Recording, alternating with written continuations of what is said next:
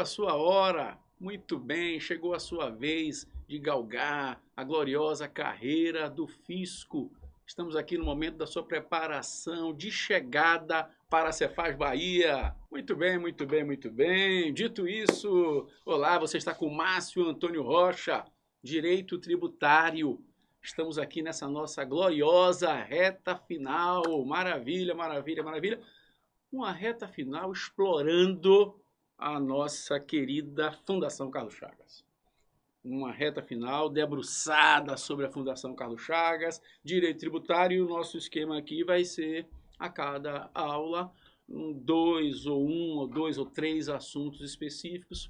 E, por exemplo, nessa primeira aula, logo de cara, competência tributária e repartição de receitas tributárias. Questões todas envolvendo esses dois aspectos, competência e repartição. Por exemplo, na próxima aula, limitações constitucionais ao poder de tributar, princípios, imunidades, e será esse o nosso script durante esses nossos gloriosos e, por que não dizer, simpáticos encontros. Fechou? Maravilha, maravilha. Olha aqui na tela o que é que nós temos. Competência tributária e repartição de receitas tributárias. Beleza, beleza, beleza. E já podemos ir para uma primeira questão, né? Já podemos ir para uma primeira questão. O assunto competência tributária ele está basicamente na Constituição Federal. Você já sabe que a Constituição Federal não institui tributos. A Constituição Federal não opera no plano da instituição de tributos. A Constituição opera no plano da competência tributária, especificamente da outorga de competência tributária. Ou seja, a Constituição Federal diz quais são os tributos e quem são as pessoas de direito público que poderão instituí-los: a União, os estados, o Distrito Federal e os municípios.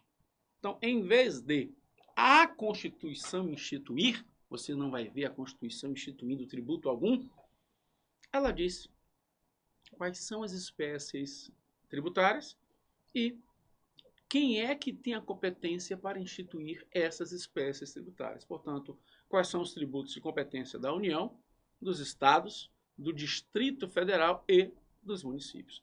Esse é o plano de operação da Constituição Federal. Então, quem institui são os entes: a União, os estados, o Distrito Federal e os municípios. Então, esse assunto está na Constituição Federal e lá no CTN tem um complemento importante sobre competência tributária, que é: será que a competência tributária pode ser delegada? Será que a competência tributária é uma função única ou é um plural de funções?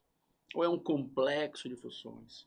Vamos ver isso no decorrer da resolução de questões, além do outro assunto, repartição de receitas tributárias. Primeira questão na tela. Conforme a repartição de competências tributárias fixada na Constituição, e aqui você não vai confundir repartição de competências com repartição de receitas, né? Uma coisa é a repartição de competência. Quem é que tem a competência para quê? E outra coisa é a repartição de receitas tributárias, né? Parte da arrecadação indo para um ente diferente daquele que detém a competência. Muito bem. Conforme a repartição de competências tributárias fixada pela Constituição, a alternativa A, o município, ao instituir os tributos de sua competência, deve obedecer aos limites estabelecidos pela Constituição do Estado? Não. Para o exercício da competência, os limites são estabelecidos pela Constituição Federal. Os limites. Além de normas gerais colocadas por leis complementares, como é o caso do Código Tributário Nacional, o CTN, que é uma lei ordinária, nasceu lei ordinária, mas que tem um status, que tem a eficácia de lei complementar. Muito bem. B de bola. O município tem competência residual para instituir em seu território tributos não expressamente previstos na Constituição. Opa! Uma abordagem aqui sobre competência residual. Eu vou marcar a alternativa B de bola como errada, Porque somente quem tem competência residual é a União. A União tem competência residual para instituir impostos, essa prevista no artigo 154, inciso 1º da Constituição, e tem competência residual para instituir contribuições para a Seguridade Social, essa prevista no 195, parágrafo 4º da Constituição. Daqui a pouquinho vou fazer um esqueminha para você sobre isso. Alternativa C, o município é competente para instituir taxa de coleta de resíduos sólidos urbanos. Bom, as taxas são tributos de competência comum. A União, os estados, o Distrito Federal e os municípios podem instituí-los, desde que instituam observando se aquele exercício do poder de polícia ou aquele serviço público específico e divisível é a atribuição daquele ente. Então, se a coleta de lixo é atribuição do município, ele pode instituir taxa, e é o caso. Você só não vai confundir, como veremos na aula sobre tributos, coleta de lixo com limpeza pública, viu? Aí é assunto para a próxima, daqui a 2 aulas, porque limpeza pública é serviço público indivisível. Já a coleta de lixo, ela pode ser feita individualizada, então ela pode sim ensejar a cobrança de taxa. Como a competência é comum e como é o município que tem a atribuição de efetuar essa coleta, a alternativa C está correta. D de dado. O município pode instituir taxa para o custeio de iluminação pública negativo, porque a iluminação pública ela não é mais custeada através de taxa. Já foi, a antiga TIP. Mas o Supremo julgou a antiga TIP inconstitucional porque considerou que o serviço de iluminação pública não é um serviço público prestado individualmente, que possa ser prestado individualmente. Então, a iluminação pública não pode ser custeada por taxas. Tempos depois, uma emenda à Constituição trouxe a possibilidade para municípios e para o Distrito Federal de instituírem a CIP ou COSIP, que é a contribuição para o custeio do serviço de iluminação pública. Então, o município pode instituir a COSIP, a CIP, e não mais taxa de iluminação pública. O município e o Distrito Federal, conforme artigo 149-A da Constituição. Alternativa E, a competência da União para editar normas gerais em matéria tributária pode ser exercida por lei ordinária ou por lei complementar, apenas lei complementar. Associem ou associe, você que está me vendo e ouvindo, normas gerais a lei complementar, conforme artigo 146, artigo 146, inciso 3º da Constituição Federal. Beleza? Então, a primeira questão, alternativa C, mas deixa eu comentar aqui algo com você. Repare, eu havia dito que a Constituição Federal ela não opera no plano da instituição de tributos. Ela opera num plano, digamos, até mais nobre, o plano da competência tributária. Quais são os tributos e de competência de quem? Beleza. Então, a Constituição Federal não institui tributos. Se a Constituição não institui, qual é a espécie normativa que institui tributos? Os tributos geralmente são instituídos por lei ordinária. Geralmente. Excepcionalmente. Apenas em 3, 4 casos, os tributos são instituídos por lei complementar. Então, vamos aqui. Os tributos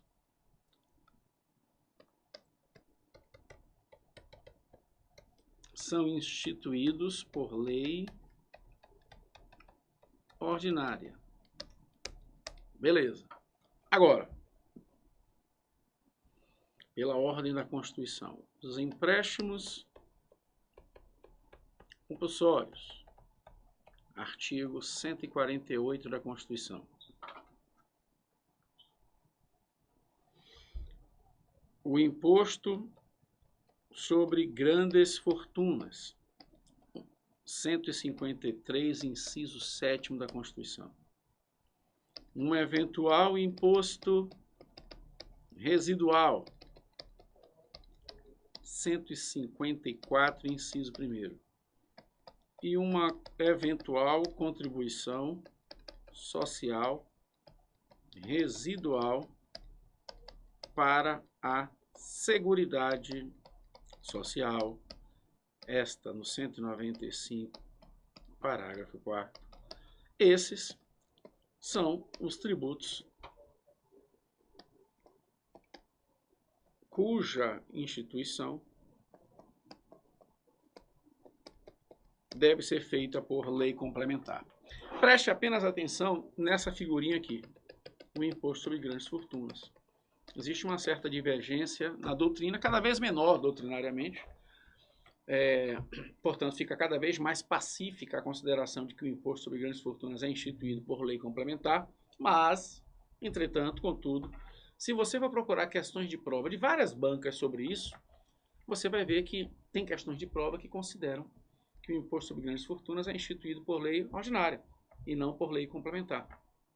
Tudo isso por causa da redação que você deve estar olhando aí do 153, inciso 7º, em que se diz grandes fortunas nos termos de lei complementar. Então há quem considere que essa expressão, nos termos de lei complementar, significa que cabe à lei complementar instituir o imposto sobre grandes fortunas, e há quem considere, cada vez minoritariamente, que essa expressão significaria apenas que a lei complementar especificaria o que são grandes fortunas. E depois, feito isso, o imposto seria instituído por lei ordinária. Então, essa é uma pequena polêmica envolvendo o imposto sobre grandes fortunas, mas, majoritariamente, considera-se que ele é, sim, uma das exceções ao fato de que os tributos são geralmente instituídos por lei ordinária. Fechou? Beleza. Agora, a Constituição Federal, ela não institui tributos, os tributos são instituídos por lei ordinária, excepcionalmente por lei complementar, mas a Constituição tem que dizer quais são as espécies tributárias. E ela diz que as espécies são os impostos, as taxas, as contribuições de melhoria, os empréstimos compulsórios e as chamadas contribuições especiais do artigo 149 e do artigo 149-A. Essa posição é uma posição abraçada pelo Supremo Tribunal Federal. Para o Supremo, essa é a configuração das espécies tributárias: impostos, taxas, contribuições de melhoria, empréstimos compulsórios e contribuições especiais. Vá lá no seu artigo 149 da Constituição, por favor. 149. E coloque essa nomenclatura aí. Contribuições especiais, que a nomenclatura não existe aí no 149. O 149 faz uma alusão às modalidades de contribuições especiais ou às subespécies de contribuições especiais, que são as contribuições sociais, as contribuições de intervenção no domínio econômico, as chamadas CID, e as contribuições de interesse de categorias profissionais ou econômicas, que são as gloriosas contribuições corporativas. Essas são as espécies tributárias. Beleza? Além disso, nas contribuições especiais, não no artigo 149, mas no 149-A, ainda temos a figura da contribuição para o custeio do serviço de iluminação pública, CIP ou COSIP, mas essas espécies tributárias veremos melhor lá na nossa terceira aula. Beleza? Aqui é só para você visualizar essa questão da competência. E aí, sobre competência, para taxas e contribuições de melhoria, coloque que estamos diante da chamada competência comum. Para impostos, a chamada competência privativa, porque a Constituição diz quais são os impostos de cada um. Ou seja, quais são os impostos da União, quais são os impostos dos estados e do Distrito Federal, quais são os impostos do município. Já para taxas, contribuições e melhoria, todos podem instituí-los. Por falar nisso, registre aí que o CTN só considera como espécies tributárias as 3 primeiras. Impostos, taxas e contribuições de melhoria. É uma questão de idade, é do tempo do CTN. Mas não esqueça que empréstimos compulsórios e contribuições especiais são sim espécies tributárias, especialmente com a Constituição de 88, posição ratificada pelo Supremo Tribunal Federal. Já que eu falei em competência privativa e competência comum, não perca de vista 2 competências que estão no artigo 154. Ambas para a espécie impostos e ambas para a figura, apenas para a figura da União. No inciso 1º, a chamada competência residual. E no inciso 2º, a chamada competência extraordinária. Cuidado, porque são 2 competências que estão no mesmo artigo, mas são completamente distintas. Na competência residual, a Constituição deixou uma sobra de competência, um resto de competência, um resíduo de competência que apenas a União pode explorar. A União pode criar e instituir impostos novos, impostos inéditos, ou seja, impostos que não repitam fatos geradores e bases de cálculo dos demais impostos. Tem que ser algo novo. Esse é um requisito primordial. Mas há outros. Além desse ineditismo, esse imposto residual, um eventual imposto residual, só pode ser instituído mediante lei complementar. E, além disso, ele tem que respeitar o princípio da não cumulatividade. Então, se for um imposto residual que tem alguma relação com a cadeia produtiva, ele deverá respeitar a não cumulatividade, ou seja, em cada etapa da cadeia, ao se pagar o imposto, ao se apurar o imposto que se deve pagar, deveremos descontar o imposto que foi pago nas etapas anteriores, tal qual ocorre com o ICMS, tal qual ocorre com o IPI. Então, na competência residual, lei complementar, não cumulatividade e fatos geradores e bases de cálculo inéditos, novos. Já na competência extraordinária de guerra, aí pode ser por lei ordinária, mas há um requisito circunstancial. Preciso que estejamos no ambiente de guerra externa ou na iminência da guerra externa. Aí a União pode criar um imposto extraordinário de guerra, um imposto de guerra, IEG, ou simplesmente IG, imposto de guerra, imposto extraordinário de guerra. E aí, nesse caso, a União pode repetir fato gerador de impostos dela própria, da competência dela própria, a União, ou até mesmo de impostos de competência estadual, municipal. Preste atenção na redação do artigo 154, inciso 2º, quando se diz compreendidos ou não em sua competência. E a única ressalva está no finalzinho, ou a única exigência está no finalzinho, que esse imposto deve ser suprimido gradativamente, cessada a causa da sua instituição, ou seja, cessada a guerra ou a situação de iminência de guerra. Um detalhe é que nesse imposto extraordinário de guerra, como a União pode repetir fato gerador de imposto dela mesma ou de imposto estadual e municipal, aqui nós temos uma autorização para a ocorrência do bis in idem e a ocorrência da bitributação. Geralmente, o bis in idem e a bitributação são proibidos, mas no caso do imposto extraordinário de guerra, há a possibilidade. Aproveito aqui para você distinguir o que é bis in idem e o que é bitributação.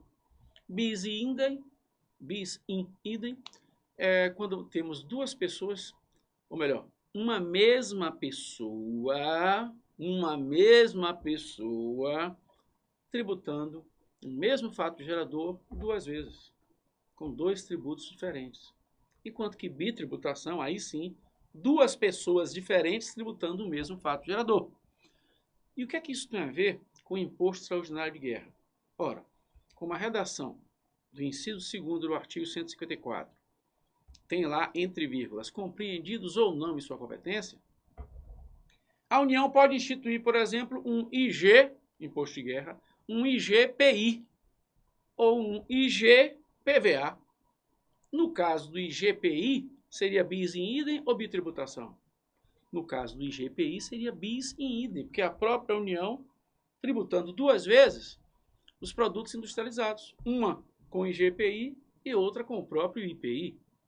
Já no caso do IGPVA, aí seria bitributação, porque seria a União com o IGPVA e os estados e o Distrito Federal com o IPVA tributando o mesmo fato gerador, a propriedade de veículo automotor. Fechou? Beleza. Então vamos seguindo, vamos voltar para as questões. Foi só uma teorização para você revisar e a gente ir com muito carinho para as nossas simpáticas questões. Portanto, primeira questão ainda foi primeira questão, alternativa C. Vamos fazer a segunda questão. Sobre repartição de receitas tributárias, conforme a Constituição Federal, os municípios participam da arrecadação do IPVA em 50% do montante relativo aos veículos licenciados em seus territórios. Sim, artigo 158, no seu glorioso inciso 3º. 158, inciso 3º da Constituição Federal. Alternativa A, alternativa correta, verdadeira. Daqui a pouco fazer um esqueminha aqui sobre repartição. 158, inciso 3º. Beleza. Erro na B de bola. Os estados e o Distrito Federal participam da arrecadação do imposto sobre a renda em 20% do montante relativo aos fatos geradores ocorridos em seus territórios. Os estados e o Distrito Federal participam da arrecadação do imposto de renda, mas não com esse percentual de 20%, muito menos com esse vínculo a fatos geradores ocorridos em seus territórios. Alternativa C. Os municípios participam da arrecadação do ITCM, Imposto sobre Transmissão de Bens, Causa, Mortes e Doações, ITCMD em 20%, não. O ITCMD não participa dessa festa. Não há repartição de receitas tributárias envolvendo o ITCMD. Portanto, tudo que o Estado arrecada com esse imposto, ele fica. D de dado. Estados, Distrito Federal e municípios não participam da arrecadação do imposto de renda. Participam sim. Vou fazer um esqueminha daqui a pouco. Na alternativa E, os municípios participam da arrecadação do ICMS em 10% do montante relativo aos fatos geradores ocorridos em seus territórios. Participam, mas não com esse percentual. Então, deixa eu abrir uma tela aqui para você.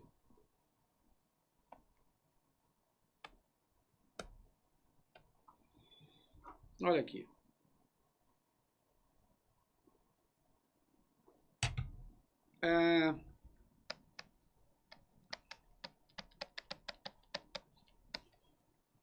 Nós temos no artigo 157 da Constituição a participação dos estados e do Distrito Federal em dois impostos federais. Um é o imposto de renda retido na fonte. Imposto de renda retido na fonte. Então, estados, Distrito Federal, quando efetuam pagamentos sujeito à retenção do imposto de renda, em vez de eles efetuarem a retenção e depois recolherem a Receita Federal, a União, eles retêm e ficam. Por exemplo, quando eles pagam a remuneração de seus servidores públicos. Se eles pagam a remuneração, salário, remuneração, eles retêm o imposto de renda. E aí, passo seguinte, em vez de recolherem a União, eles ficam.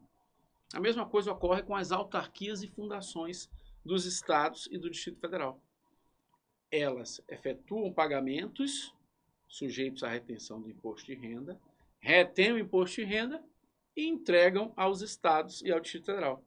Porque, reparem na redação, esse imposto não vai pertencer à autarquia, não vai pertencer à fundação.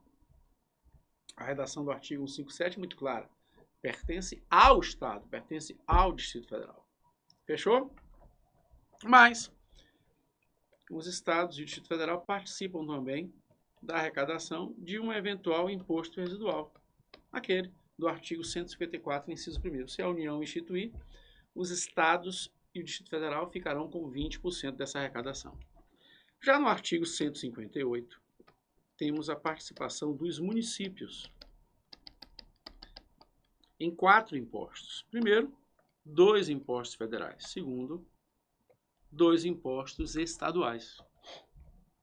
E aqui nós temos que os municípios participam da arrecadação, de novo, do imposto de renda retido na fonte por eles, tal qual ocorreu ali no 157, inciso 1º, com estados e Distrito Federal. Então, os municípios também, quando efetuam pagamentos sujeitos à retenção do imposto de renda, em vez deles efetuarem essas retenções e recolherem posteriormente o valor para a União, eles ficam. Então, você pode generalizar estados, Distrito Federal e municípios, por força, respectivamente, do artigo 157, inciso 1º, e do 158, inciso 1º, quando eles fazem retenção de imposto de renda, eles retêm e ficam com o valor retido. Beleza? E a outra participação dos municípios em imposto federal é a do ITR. E aqui, cuidado, vou botar um asterisco. Os municípios ficam com 50% da arrecadação do ITR, obviamente com relação a imóveis rurais localizados nos seus territórios, mas essa participação de 50% pode se tornar 100% se os municípios fizerem a opção prevista no artigo 153, parágrafo 4º, inciso 3º. Fazendo essa opção, eles ficam com 100%. E qual é a opção? Dê um pulinho aí no 153, Impostos Federais. Parágrafo 4º, que diz respeito ao imposto do inciso 6º, que é o ITR. Inciso 3º. É a opção dos municípios fiscalizarem e cobrarem o ITR na forma da lei. Ou seja, se o município quiser fiscalizar e cobrar o ITR, ele tem que atender os requisitos da lei. E se ele atender os requisitos legais, a União não pode nem negar. Então é uma prerrogativa do município. Se ele partir para fiscalizar e cobrar o ITR, em vez dele ficar com 50%, ele, município, ficará com 100%. Um detalhezinho, é muito comum se falar em, é uma delegação para o município. Não, não é delegação. Delegação seria se a União estivesse delegando. Vontade da União. E não é o caso. É a Constituição que coloca a prerrogativa para o município fiscalizar e cobrar. Se o município quiser, e se ele atender aos requisitos legais, a União não pode negar. Por isso que não se fala em delegação, e sim em uma prerrogativa constitucional para os municípios. Além disso, os municípios participam da arrecadação de 2 impostos estaduais. O IPVA, os municípios ficam, como vimos na questão, com 50% da arrecadação do IPVA quanto a veículos licenciados e não localizados, residentes, domiciliados, licenciados no seu território, e uma vultosa, uma importante participação no ICMS, 25% de participação na arrecadação do ICMS. Esses 2 artigos, 157 e 158, são conhecidos como repartição direta no assunto repartição de receitas tributárias. Repartição direta. Já as situações do artigo 159 são conhecidas como repartição indireta. As que estão no artigo 159. Mas elas eu vou deixá-las para um próximo bloco, assim como contarei mais detalhes sobre essa participação dos municípios em 25% da arrecadação no ICMS, detalhes que eu vou abordar logo no início do próximo bloco. Beleza? Fechou? Dito isso, bons estudos e até o próximo bloco.